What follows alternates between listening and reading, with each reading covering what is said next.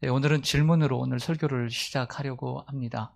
마음속으로 답해 주시면 되겠습니다.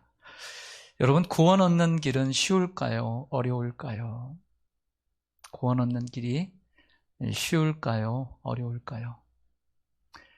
쉽다고 대답하시는 분도 계실 거고, 또 어렵다고 생각하시는 분도 계실 것입니다. 아니면 조금 더 생각해 보니까 쉽다가 또 어려워지고, 네, 그렇게 대답할 수도 있습니다. 왜 그렇게 생각하시는지 어느 정도 잘 알 것 같습니다.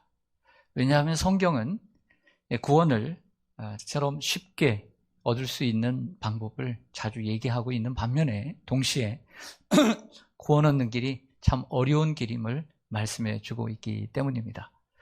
그렇다고 한다면 예수님은 뭐라고 말씀하실까요? 마태복음 7장 13절에서 14절 말씀을 보겠습니다. 예수님께서 마가복음이 아니고 마태복음입니다.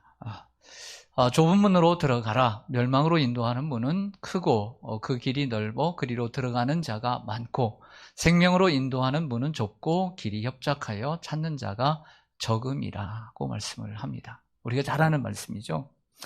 여기에 14절에 보면 생명으로 인도하는 문 그리고 멸망으로 인도하는 문이 서로 대조를 이루고 있습니다. 결국 생명으로 인도하는 문은 어디로 인도하는 문일까요? 구원으로 인도하는 문이고 결국 하늘나라로 인도하는 문이라는 것이죠. 근데 그 문은 좁고 그 가는 길은 협착하다라고 누가 말씀하셨어요? 예수님께서 말씀하셨어요. 자, 베드로는 뭐라고 얘기를 할까요? 베드로전서 4장 18절을 보면 또 의인이 겨우 구원을 받으면 경건하지 아니한 자와 죄인은 어디에 서리요? 라고 말씀을 합니다. 자, 의인은 구원을 어떻게 받아야 되냐면 넉넉하게 받아야 되는데 겨우 간신히 구원을 받는답니다. 그렇다고 한다면 죄인들과 경건하지 아니한 사람들은 정말 구원 얻기가 힘들겠죠. 이 베드로전서 4장의 전후 문맥을 보면 이런 내용입니다. 그리스도인은 마땅히 고난을 받으면서 살아야 된다. 그리고 구원 얻는 길은 고난의 길이다 라고 하는 얘기를 하고 있으면서 오늘 이 한 말인데 고난이라고 하는 비용을 지불할 때 구원을 받을 수 있다는 내용입니다. 더 쉽게 얘기하면 구원 얻는 것을 쉽게 생각하지 말아라 이렇게 얘기하고 있는 편지입니다. 오늘 우리가 함께 살펴보고 있는 히브리서 11장은 믿음의 장이고 그리고 코로나19 감염증이라고 하는 이러한 시대에 우리 성도님들의 믿음을 잘 지켜갈 수 있도록 다시 한번 믿음을 생각해 보기 위해서 바른 믿음 시리즈를 하고 있습니다. 오늘 24절부터 26절은 그 모세의 이야기입니다. 한번 따라서 하겠습니다. 모세의 이야기. 다시 한번요. 모세의 이야기. 이 모세의 이야기는 예수님이 말씀하신 그 좁고 협착한 그 생명의 길로 걸어가는 한 그리스도인의 이야기입니다. 우리는 이 모세의 이야기를 통해 우리 자신을 좀 돌아보고 그리고 이 말씀 모세를 통해서 우리가 어떻게 하나님 앞에 삶을 살아야 하는지 또 생각하고 결단하는 시간이 되었으면 합니다. 우리 성도님들 대부분이 잘 알고 계시지만 그래도 혹시 모르는 분들 혹은 우리 성도님들의 가족 가운데 함께 예배를 드리는 초신자들을 위해서 새신자들을 위해서 잠시 설명을 드리겠습니다. 모세는 주전 1500년 전, 지금부터 3500년 전에 애굽이 세상을 다스릴 때 애굽이라는 나라에서 태어난 유대인입니다.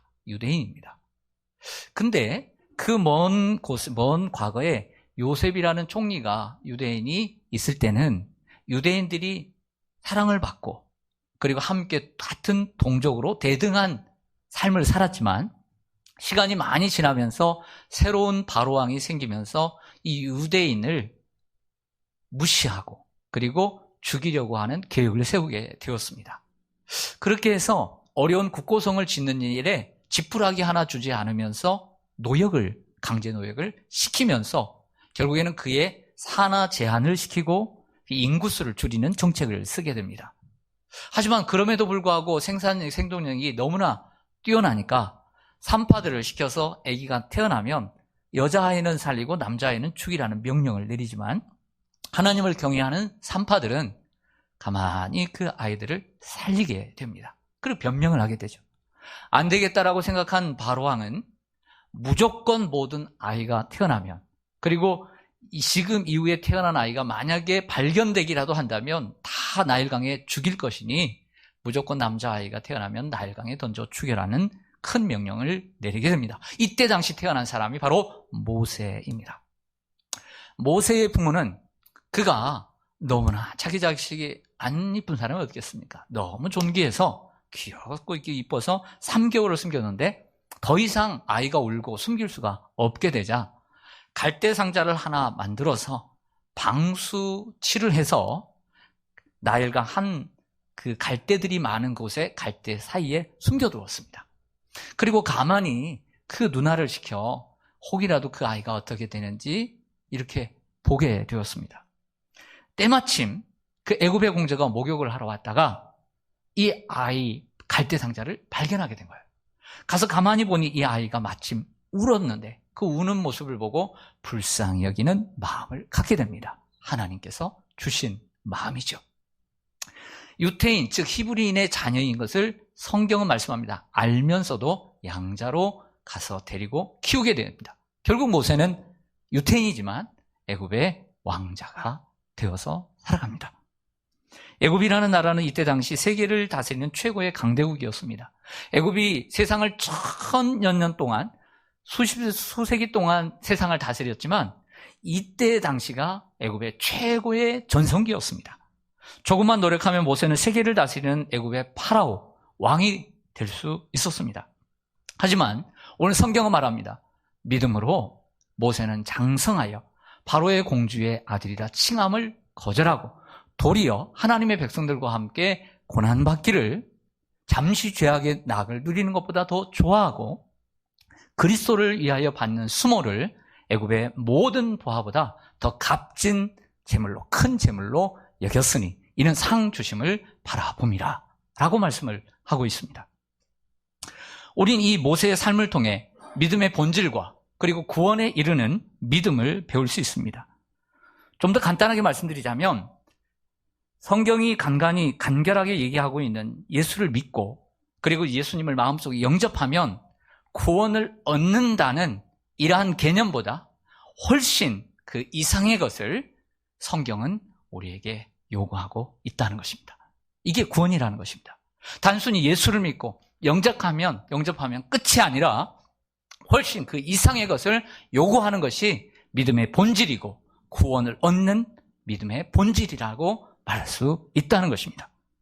예를 들어 사도 바울은 우리에게 믿음으로 구원을 얻는다는 진리를 가장 많이 설파한 사람입니다. 그래서 사도행전 16장 31절에 빌립보 간수에게 자결하려는 간수에게 하나님의 은혜로 옥문에서 나와서 뭐라고 얘기하냐면 주 예수를 믿으라. 그리하면 너와 내 집이 구원을 얻으리라 하고 얘기를 합니다. 로마서에 보내는 편지를 보면 로마서 10장 10절에 사람이 마음으로 믿어 의에 이르고 입으로 시인하여 구원에 이르는 내가 예수를 믿는다라고 시인만 하면 구원을 얻는 간단한 진리를 얘기합니다. 로마서 10장 13절에서는 누구든지 주의 이름을 부르는 자는 구원을 받으리라고 얘기를 합니다. 참 간단합니다. 하지만 이렇게 간단하게 얘기한 바울조차도 자신의 구원은 그렇게 간단하게 이루어가지 않았습니다. 빌립보서 2장 12절에 보면 두렵고 떨림으로 구원을 이루어가고 있고 이루어가고 가라고 명령하고 있습니다.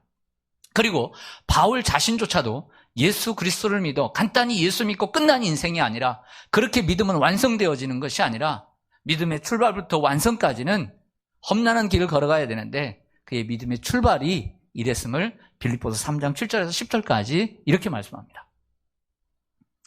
그러나 무엇이든지 내게 유익하던 것을 내가 그리스도를 위하여 다 해로 여길 뿐더러 또한 모든 것을 해로 여김은 내 주 그리스도 예수를 아는 지식이 가장 고상하기 때문이라.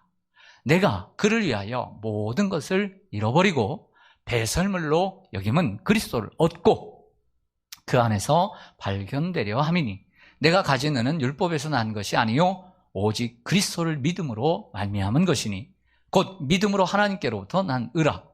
내가 그리스도와 그 부활의 권능과 그 고난의 참여함을 알고자 하여 그의 죽으심을 본받아. 이렇게 얘기할 때 사도 바울도 분명히 9절 저 노란색을 보면 오직 다른 것이 아니라 예수 그리스도만을 믿음으로써 의에 이르고 구원에 이른다는 것은 알고 있었지만 그 예수 그리스도를 얻고 그 안에서 자신이 발견되어지기 위해서 이전에 사랑했던 것, 자기에게 유익하던 것, 자신이 누렸던 것, 이 모든 것들을 배설물처럼 여기고 예수를 쫓았다라고 얘기를 하고 있다는 것입니다. 예수님께서 베드로와 제자들, 고기를 잡는 그 제자들에게도 동일하게 말씀하셨습니다. 뭐라고 말씀하시냐면 너희는 나를 따라오르라. Follow me. 나를 따라오라고 했을 때 그냥 따라간 게 아니라 성경은 분명히 배와 그물을 육지에 버려두고 예수를 따랐다라고 얘기를 하고 있습니다. 결국 예수님께서 우리에게 Follow me. 나를 따르라. 나를 따르는 그리스도인이 되라 라고 말씀하고 부르실 때에 이것은 단순히 예수를 믿음으로 끝나는 것이 아니라 이전의 것들과 작별하고 이전에 내게 유익하고 이전에 나에게 즐거움을 주었던 것을 작별할 준비가 되어 있는 것, 바로 그것이 구원을 얻는 믿음의 출발이요 그리고 믿음의 본질이라고 할 수가 있는 것입니다. 우리가 예수를 믿었는데 아무것도 버리지 않고 예수를 쫓는 사람이 없습니다. 모두 다 여러분들은 잠잠히 생각해 보면 뭔가를 버리고 예수를 쫓은 사람이에요. 아무것도 버리지 않고 우리가 어떻게 예수를 쫓는 사람 한 사람도 없는 거예요. 어떻게 보면 이 시간만큼이라도 내가 그 시간에 편안하게 집에서 잠을 자고 그리고 늦잠을 자고 TV를 보고 그리고 내 집안일을 할 수 있는 그 소중한 시간들을 포기하고 예수를 쫓고 예배를 드리는 거예요. 우린 모두 다 뭔가를 내버릴 줄 알아야 예수를 만날 수 있는 것입니다.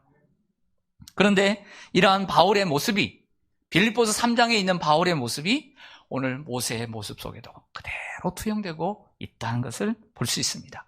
한 절씩 세 가지의 모습으로 나타남을 봅니다. 첫째, 포기와 거절입니다. 따라서 하겠습니다. 포기와 거절. 오늘 히브리서 11장 24절을 보면요, 첫 절에 이렇게 얘기합니다. 믿음으로 모세는 장성하여 바로의 공주의 아들이라 칭함을 거절하고, 이렇게 말씀합니다. 오늘은 오늘 본문에 나오는 동사를 중심으로 제가 오늘 설교를 이끌어 갈 것입니다. 명사가 아니라 동사를 이끌고 갈 것입니다. 모세는 애굽의 왕자로서의 40년 동안 여러 특권과 그리고 즐거움을 누렸습니다. 하지만 그것을 포기했습니다. 애굽의 왕자의 자리를 포기하기란 그리 쉬운 일이 아니었을 거라고 제 짧은 머리로 상상해 보았습니다. 철없는 어린 나이에 내린 결정이라면 이해가 갑니다. 애들하고 놀고 싶고 무슨 권력이 눈에 들어옵니까? 하지만 오늘 본문은 분명히 얘기합니다. 믿음으로 모세는 장성하여, 즉 40살이 넘은 나이에 심사숙고해서 내린 결정이라는 것입니다. 인간적으로 보면 어린 아기 모세를 그 생명을 아껴주고 데려다가 키워주고 그리고 왕자로 세워준 그 양어머니에 대한 배신일 수 있습니다. 또 그런 어머니에게 등을 돌리는 것은 자기 자신에게도 마이너스가 되는 어리석은 짓이라고 판단됩니다. 그럼에도 불구하고 모세는 자신이 누리는 그 지위와 명예와 권력을 포기하고 거절했다는 것은 엄청난 거절이라는 것이죠. 그가 살인자로 도망을 쳤기 때문에 그는 거절할 수밖에 없었다라고 우리가 일반적으로 생각할 수 있지만 저는 좀 더 다른 생각을 갖습니다. 얼마든지 그 같은 동족을 죽이고 같은 동족은 아니지만 애굽 사람을 죽였다. 생각해 보십시오. 요즘 우리나라도 왕정시대가 아닌데도 권력을 가지고 있는 사람이 자녀가 뭔 나쁜 일을 하고 그리고 사람을 죽였다 할지라도 감옥에 들어가지 않도록 하는 권력들이 있는 시대입니다. 얼마든지 속일 수 있고 감출 수가 있는 것입니다. 사람들의 입을 막을 수 있는 시대입니다. 그러나 온 세계를 제패하고 온 나라를 다스리는 애굽 왕이 자기 자녀가 애굽의 한 사람을 죽였다고 해서 단순히 죽일 수만은 없는 것이죠. 저는 이렇게 생각합니다. 얼마든지 그 사건을 조용히 수습하고 왕자의 자리를 지킬 수 있었고 그리고 후에는 왕의 자리를 얼마든지 차지할 수 있는 가능성이 있었다고 봅니다. 동시에 모세는 자신의 결정이 어떠한 대가와 어떠한 비용을 치러야 할지도 잘 알고 있었습니다. 그런데도 모세는 그런 결정을 내렸던 것이죠. 결국 그의 결정은 어떤 결정이냐? 지난 40년의 삶을 살아봤지만 더 이상 그 과거와 같은 삶을 살아서는 안 되겠다라고 하는 그 믿음의 결단이 있었기 때문에 거절할 수 있었던 것으로 저는 봅니다. 애굽의 왕궁에서 살면서 편하고 좋은 점들 많았을 것입니다. 하지만 그곳에서 사는 것이 믿음의 눈으로 볼 때, 믿음이 없을 때는 모르는데 믿음의 눈으로 볼 때는 하나님이 기뻐하시는 것이 아니고, 그리고 그 자리에 계속 있으면서 이스라엘 백성들을 이끌고 하나님의 뜻을 이룰 수는 없다는 것을 판단하고 그 왕자의 자리를 포기했던 것이죠. 모세가 바로의 공주의 아들이라 칭함받기를 거절한 것은 믿음으로 한 것입니다.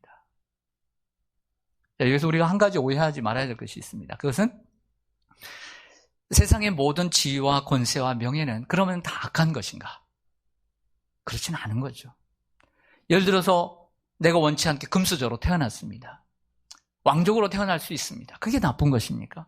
그렇지는 않은 것이죠. 예를 들어 애굽의 총리가 되었던 요셉은 애굽의 총리가 되었습니다. 다니엘과 같은 경우는 포로로 잡혀가 바벨론뿐만 아니라 페르시아에 90세가 넘을 정도로 장기간 총리 역할을 했습니다. 명예를 가졌고 권력을 가졌습니다. 에스더는 페르시아 시대의 왕비가 되었습니다. 요셉이나 이런 모세뿐만 아니라 다니엘, 또 이런 에스더와 같은 경우는 하나님의 섭리와 계획 가운데 주어진 축복이라고 할 수 있습니다. 이런 세상적인 특권이 나에게 주어졌을 때 우리는 지혜롭게 활용해야 합니다. 하나님께서 나에게 왜 이 자리를 주셨는가? 그리고 그것 또한 우리는 누릴 줄 알아야 합니다. 왜냐하면 그게 하나님의 축복이고 선물이기 때문인 거죠. 하지만 반대로 그러한 것들을 누리는 것이 하나님의 말씀에 비추어서 죄악이거나 신앙 양심에 거리끼는 일들이 있으면 마땅히 거절해야 합니다. 또한 명예와 권력으로 인해 도리어 신앙을 까먹고 그리고 신앙을 잊어버리고 변질된다면 그것 또한 새로운 결단이 필요합니다. 하나님의 섭리가 거기까지라고 확신이 될 때 무슨 얘기냐면 우리가 그 명예와 권력의 자리, 지위의 자리에 있는데 하나님께서 나의 역할을 여기까지라고 말씀하실 때 모세처럼 왕자의 자리를 내려놓은 것처럼 거기까지라고 할 때 우리가 결정하고 내려놓고 모세처럼 명예와 권세를 내릴 수 있는 이러한 거절하는 것이 우리에게 필요할 수 있다라고 하는 것이죠. 그래서 우리가 곰곰이 생각해야 합니다. 하나님께서 내게 주신 지위와 또 명예와 권력, 그 정말 하나님 앞에 귀하게 쓰임받고 있는가? 그리고 하나님께서 나를 이 자리에 세워주신 이유가 무엇인가? 만약에 그것이 하나님의 뜻이 아니고 이제 여기까지라고 한다면 그것을 거절할 줄 알아야 할 줄로 믿습니다. 두 번째는 그 다음 구절을 보면 선택입니다. 따라가겠습니다. 선택. 25절 말씀을 보면 도리어 하나님의 백성과 함께 고난받기를 잠시 죄악의 낙을 누리는 것보다 더 좋아하고, 여러분들 느낌이 옵니다. 모든 구절마다 대조와 비교로 되어 있습니다. 히브리서 전체의 구조는 큰 대조입니다. 짧게도 장도 대조이고 구절구절 들어가도 다 대조입니다. 이것보다 저것, 이것보다 저것, 이것보다 저것, 이게 히브리서의 패턴입니다. 하나님 백성과 함께 고난받기를 잠시 죄악의 낙을 누리는 것보다 더 좋아한다. 그 사람이 어떤 사람이냐 하는 것은 결국에 어떤 것을 선택하느냐에 달려 있는 거죠. 우리가 마귀의 자녀인지 하나님의 자녀인지 명백하게 드러나는 것은 우리가 무엇을 거절하고 무엇을 더 좋아하느냐에 달려 있습니다. 그렇다면 모세는 무엇을 더 좋아하고 무엇을 선택했을까요? 같이 한번 생각해 보죠. 도리어 하나님의 백성들과 함께 고난받기를 잠시 죄악의 낙을 누리는 것보다 더 좋아하고, 자, 이 말씀 속에서 모세가 선택한 것은 무엇일까요? 모세가 선택한 건 하나님 자신이었습니다. 하나님이었어요. 처음에 모세는 40살의 이스라엘 백성들을 자신의 힘으로 구원하려고 했습니다. 자신의 능력으로, 그리고 내가 가지고 있는 왕자라고 하는 그 이름으로 구원하려고 했지만은 살인자가 되어버렸습니다. 결국 자신을 부인하지 않고 자기 십자가를 지지 않았기 때문입니다. 예수님 말씀하시죠. 누구든지 나를 따라오려든 자기를 부인하고 자기 십자가를 지고 따라오라. 자기를 부인하라고 하는 것은 자기의 힘으로, 자신의 지식으로, 자신의 무언가로 하려고 하는 생각을 버리라는 것입니다. 결국 모세는 자신의 힘으로 하려고 할 때 실패한 거죠. 결국 나중에 80세가 되어서 신발을 벗고 내 힘으로 하는 것이 아니라 하나님의 힘으로 감당할 때 이스라엘 백성들을 이끌 수 있었던 것입니다. 여러분, 우리가 우리의 생각으로, 우리의 힘으로 뭔가를 하려고 하는 생각을 버립시다. 그래야만 합니다. 이게 자신을 부인하는 것입니다.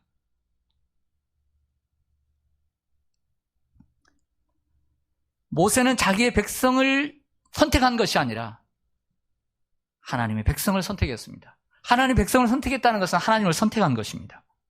우리는 먼저 하나님을 선택해야 합니다.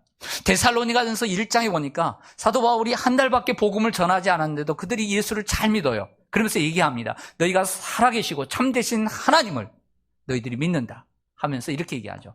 너희가 우상을 버리고, 우상을 버릴 때 참되고 살아계신 하나님을 믿을 수 있는 것입니다. 탕자가 그 세상의 쾌락과 그 즐거움을 누렸던 그 나라를 버릴 때, 등질 때 아버지께로 나올 수 있는 것이죠. 우리는 아브라함을 많이 배웠습니다. 히브리서 11장에. 아브라함은 하나님을 섬기지 않았습니다. 우상을 만드는 조상이 밑에서 살았습니다. 그러나 너는 본토 친척 아비 집을 떠나 내가 보여줄 땅으로 가라. 널 큰 민족으로 이루고 내 이름을 창대케 하며 내가 복이 되게 하리라. 이 말씀을 믿고 나아갔던 것이죠. 결국 아브라함이 선택한 것은 하나님이었고 하나님의 약속 말씀이었습니다. 결국 우리가 선택한 것은 하나님의 말씀이죠. 하나님은 눈에 보이지 않지만 우리가 어릴 때 그리고 나이가 들어서 하나님의 말씀을 들어보니 이게 진리구나.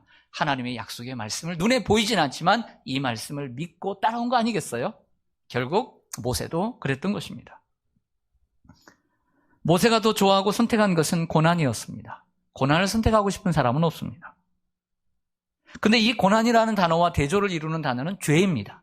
잠시 죄악의 낙을 누리는 것보다 하나님의 백성들과 함께 고난을 당하는 것을 선택했습니다. 죄는 하나님을 대적하고 하나님을 등지는 것이고 하나님과 멀어지는 것입니다. 그러나 고난은 아프지만 하나님께 나아가는 길이고 하나님께서 우리를 인도하십니다. 그 고난은 우리의 몸을 괴롭게 합니다. 마음을 괴롭게 합니다. 하지만 죄는 우리의 영혼을 해롭게 합니다. 고난은 하나님께로부터 오는 것이고 죄는 마귀로부터 옵니다. 사도행전 14장 22절을 좀 보실까요?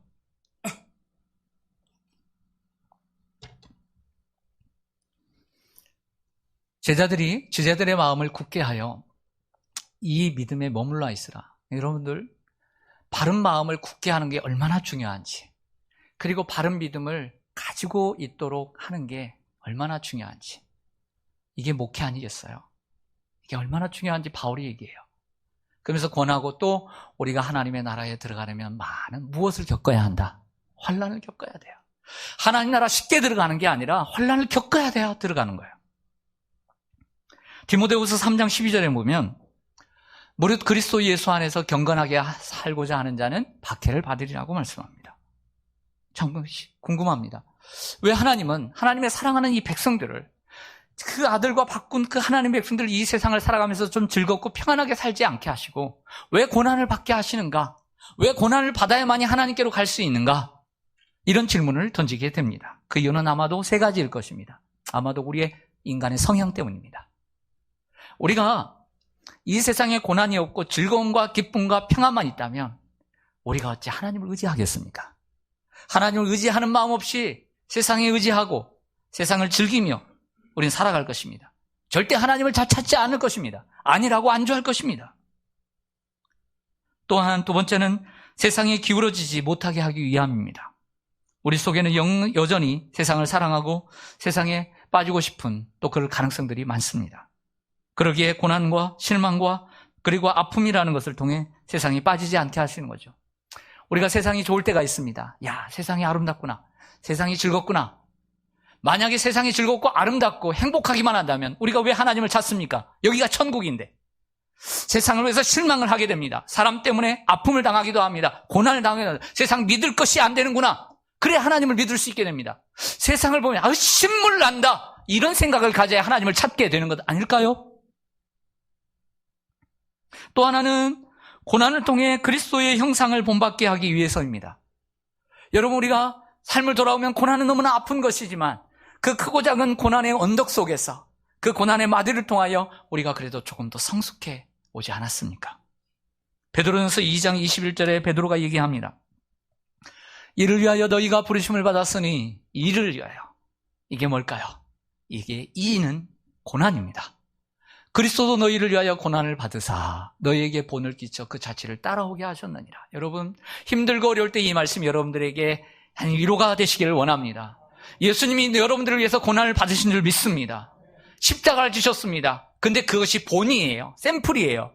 그러므로 우리도 예수님의 고난을 생각하고 그 십자가 지신 예수님, 그 고난이 있지만 나중에 부활의 영광이 있음을 알고 그 예수님을 묵상하면서 그 자취를 따라가는 삶, 이것이 여러분들의 위로가 되기를 원합니다.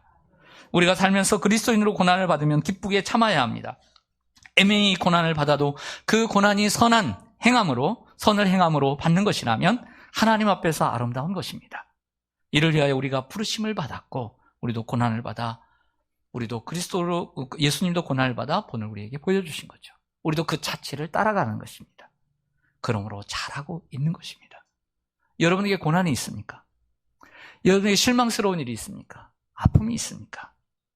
도리어 그 고난으로 하나님을 피하지 말고 하나님께 피하는 여러분들 되시기를 바랍니다. 그리고 그 고난으로 인해 뒷걸음질 치는 사람이 아니라 하나님께 더 나아가시기를 바랍니다. 그리고 그 고난으로 인해 아파만 하지 말고 상처만 남지 말고 도리어 그 상처가 새로운 살이 돋아져서 더욱더 굳어지는 것처럼 예수님을 더 닮아가는 성숙의 기회가 되시기를 원합니다. 그게 바로 고난을 주신 이유입니다. 그래서 이 고난을 주신 이유를 꽉 붙잡으면 여러분들에게는 시편 기자의 고백처럼 유익이 되는 거예요. 마지막으로 26절을 보면 평가입니다. 따라서 하겠습니다. 평가. 26절에 보면 그리스도를 위하여 받는 수모를 애굽의 모든 보화보다 더 큰 재물로 여겼으니 이는 상주심을 바라봅니다. 여겼다라고 하는 세 번째 단어입니다. 여겼다라고 하는 것은 모세가 그렇게 판단했다는 것입니다. 11절에서는 이 단어를 알았다라고 하는 단어로 표기하고 있습니다.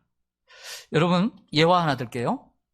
유명한 예화인데요. 주전 4세기, 그러니까 지금으로부터 300~400년 전에 이 그리스의 철학자 가운데 디오게네스라고 하는 유명한 철학자가 있는데 거지 철학자였습니다. 통 속에 들어가서 사는데 숟가락 하나 밥그릇 하나 들고 다니면서 구걸하는 이러한 사람이었는데 그래도 늘 책을 손에서 떼지 않았다고 합니다. 그러나 이 철학자가 참 존경받는 철학자였습니다. 그래서 당시에 알렉산더 대왕이 그를 찾아가 만나기 위해서 찾아갔습니다. 그래서 누워있는 디오게네스에게 묻습니다. 당신의 소원이 무엇이요? 내가 그 소원을 들어주고 싶소 라고 얘기했더니 이 디오게네스가 얘기합니다. 잠시 자리를 좀 옆으로 좀 비켜주시오. 왜냐하면 마침 햇볕을 쬐고 있었거든요. 그래서 잠시 자리를 좀 비켜주시오. 햇볕을 가리고 있는 것 같소. 바로 그게 디오게네스의 소원이었던 것이죠. 유명한 말을 알렉산더가 남깁니다. 내가 알렉산더가 아니었다면 디오게네스가 되고 싶다. 알렉산더는 모든 것을 가지고 있었지만 디오게네스처럼 행복하지는 않았다는 거죠. 묻습니다. 여러분들은 현재 행복하십니까? 진정 행복하십니까?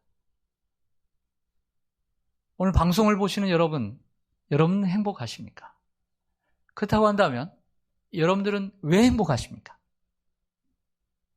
여러분들이 판단하는, 평가하는 행복의 기준은 무엇입니까? 내 행복의 기준이 물질이라면, 물질이 없으면 분명히 불행할 것입니다. 사람들이 여러분들을 보고 행복하다고 할 수 있을 것입니다. 와, 저 사람 행복할 거야. 직장이 좋으니까, 좋은 집에서 사니까, 와, 저 집에서 살아? 행복하겠다. 와, 저 차 주인이야? 와, 주차위원들이 그렇게 생각할 수 있습니다.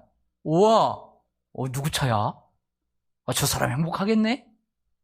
와, 저 사람 키도 크고 멋있습니다. 저 여자 이쁩니다.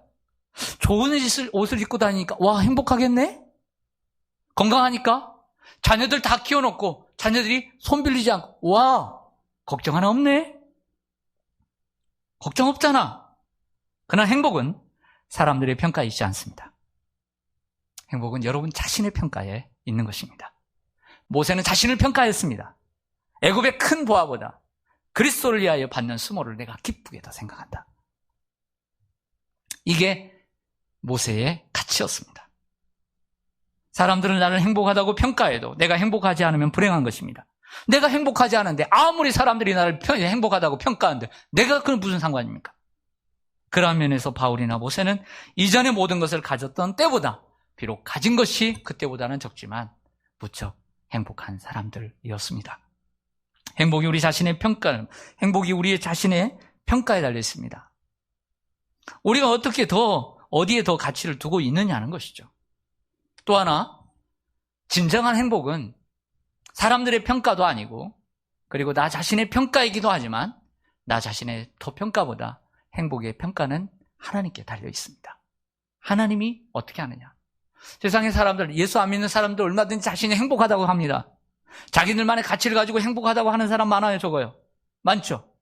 자연 속에 들어가니까 자연인을 보니까 세상에 얼마나 스트레스 받고 얼마나 고통스러웠으면 그 세속을 떠나서 산에 갔겠어요. 그래서 자유로운 영혼이 되었어요. 그래서 행복하다고 그래요. 그 사람, 하나님 없는 사람들이 어떻게 행복할 수 있어요? 그건 스스로 행복한 거예요. 진정한 평가는 하나님의 평가예요. 모세가 죽기 전에 이스라엘 백성들을 향하여 신명기 33장에서 이렇게 말씀합니다. 이스라엘이여, 너는 행복한 사람이로다. 여호와의 구원을 다 같이 얻은 백성이 누구냐? 그는 너를 돕는 방패시요 내 영광의 칼이시로다. 내 대적이 내게 복종하리니 내가 그들의 높은 곳을 밟으리로다. 여호와의 구원을 얻은 백성들을 향하여, 그들이 비록 집 한 채 없지만 텐트 속에 살아가는 광야에 있던 이스라엘 백성들을 향하여 뭐라고 얘기하냐면 너는 행복한 사람이로다. 여러분 행복하십니까? 행복하지 않으세요?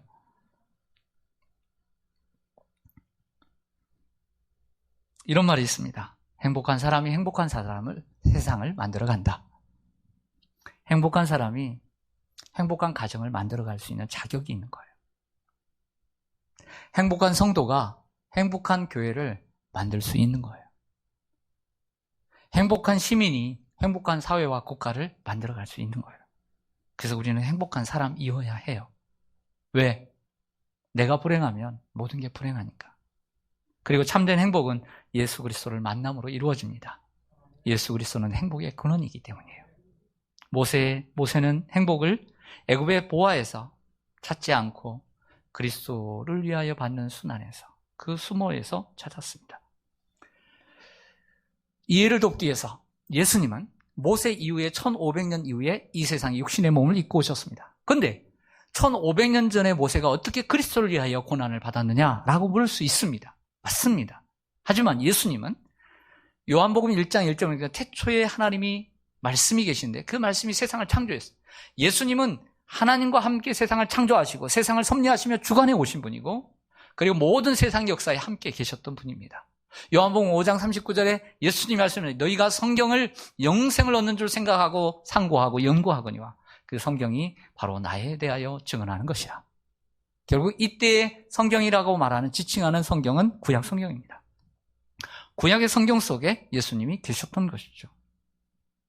모세는 하나님 백성과 함께 모세가 받았던 고난은 그리스도를 위한 고난이었습니다. 십자가에 달리시고 부활하신 예수 그리스도를 바라보고 또 이겨낸 고난이었습니다. 우리도 그렇게 살아가고 있지 않습니까? 그래서 우리도 그리스도를 위해서 고난을 받고 있는 것입니다. 히브리서 11장 26절 하반절에 할까 말까 하다가 하려고 했습니다. 그래서 다시 수정을 했습니다. 설교문을. 이는 상 주심을 바라봅니다. 이렇게 얘기했습니다. 중요한 얘기입니다. 상 주시는 이를 바라보고 소망하는 것이 믿음의 본질이라는 거죠. 믿음은 결국 뭐냐? 히브리서 11장 1절에 뭐라고 합니다. 믿음은 바라는 것들의 실상이요 보이지 않는 것들의 증거니라. 여기 믿음은 바라보는 거예요. 로마서 8장 24절에 이렇게 말합니다. 사도 바울이 많은 곳에서 이렇게 하죠. 무엇으로 구원 얻는다고 얘기하면 믿음으로 의롭게 되고 구원 얻는다라고 얘기합니다. 근데 오늘 본문에는 생뚱맞게 이렇게 얘기하죠. 우리가 소망으로 구원을 얻었음에. 무엇으로 구원을 받아요? 소망으로. 그러니까 믿음의 큰 틀 안에는 소망이 있고 사랑이 있는 거예요. 소망으로 구원을 얻었음에 우리가 구원을 소망으로 얻는 거예요. 소망으로 얻는 거예요. 소망으로 얻는 거예요. 믿음으로 구원을 얻었지만 소망으로부터 하나님의 나라를 바라면서 우리의 인생을 살아가는 거예요. 주님 앞에 서는 그 날을 바라보며 상 주시는 이심을 바라보며 소망으로 구원을 얻는 거예요. 이 소망은 보이는 소망이 아니니 보는 것을 누가 바라리요? 그러므로 우리의 남은 날이 비록 고단할지 몰라도 우리에게 상 주시는 예수를 바라오며 우리를 고대하시고 기다리신 예수를 바라오며 소망하며 그 소망으로 구원을 얻어가는 거예요. 그러므로 여러분들이 그 소망 가운데 하루하루를 살아가는 여러분들은 정말 잘하고 계시는 거예요. 바른 길을 걸어가고 계시는 거예요. 곧 있으면 주님께서 여러분들에게 영광의 면류관을 주실 날이 다가올 줄로 믿습니다. 끝까지 인내하며 완주하시기를 축원합니다. 이것이 바로 구원을 얻는 믿음의 본질이라고 하는 거예요. 성도 여러분, 모세는 행복을 믿음 안에서 찾았습니다. 세상의 지위와 명예와 권세를 포기하고 거절하고 세상의 즐거움보다 하나님을 선택했습니다.